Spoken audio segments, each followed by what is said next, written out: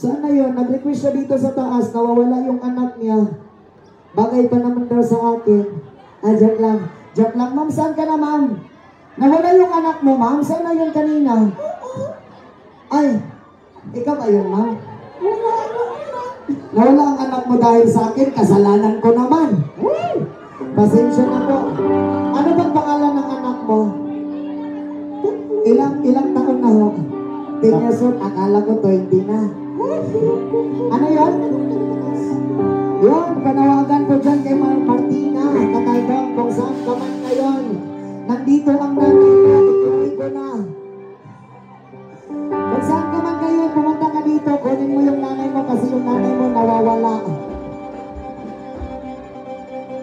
Nandito lang siya kanina. Nandito. Ba't nawala? Kasama mo. Tumingin ka sa akin. Ay, ano yun? Tumingin ka kasi sa akin. Oo, sige na. Iyan mo na lang ako. Baka makita mo anak mo. Ano yan, Martina? Martina, saan ka na? Martin, ang bato!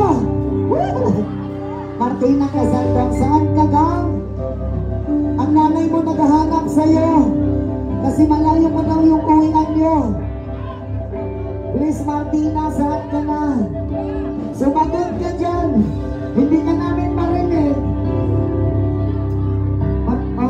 Ikaw magsalita, ma'am. Hanapin mo. Martina! Hindi na ako hanap! Martina! Martina! Please! Martina! Mama, andito ako. Please!